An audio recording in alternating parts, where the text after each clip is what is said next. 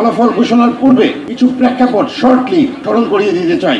আমরা ডাকসু ও হল সংসদ নির্বাচন ঘোষণার পরে, বিশেষ করে নির্বাচনী প্রচারণা যখন আপনারা চালাচ্ছিলেন, তখন বিভিন্ন প্রতিদ্বন্দ্বী প্রার্থী বা তাদের সমর্থকদের কাছ থেকে বিভিন্ন সময়ে ছোট ছোট, কারো কারো মধ্যে বড় বড়, তারা বলে থাকেন আমরা কিছু অভিযোগ পেয়েছি। এই অভিযোগগুলোর পরিপ্রেক্ষিতে আমরা বিভিন্ন প্রার্থীকে বিভিন্ন সময়ে মৌখিকভাবে সতর্ক নির্বাচন কমিশনের পক্ষ থেকে করে দিয়েছি।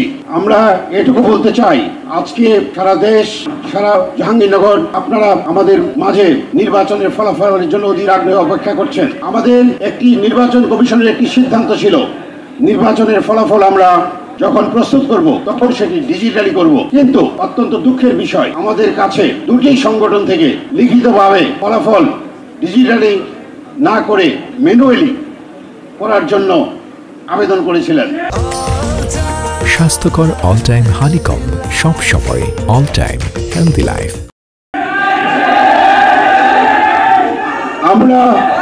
আমরা তাদের আবেদনকে নির্বাচন কমিশন সাড়া দিয়েছিলাম এবং অনেক কষ্ট করে আমাদের শ্রদ্ধেয় সহকর্মীগণ পুলিং এজেন্টদের সাথে নিয়ে গত 2টা দিন আপনারা দেখেছেন যে 2 দিন 2 রাত কি কষ্ট করে আমরা এই অনেক সময় ব্যয় করে আমরা কিন্তু অনেক কষ্টসাধ্য একটি কাজ সম্পন্ন করেছি। তো সেই জন্য এই কার্যক্রমের প্রধান চালিকা শক্তি হচ্ছে আমাদের শিক্ষার্থী সমাজ,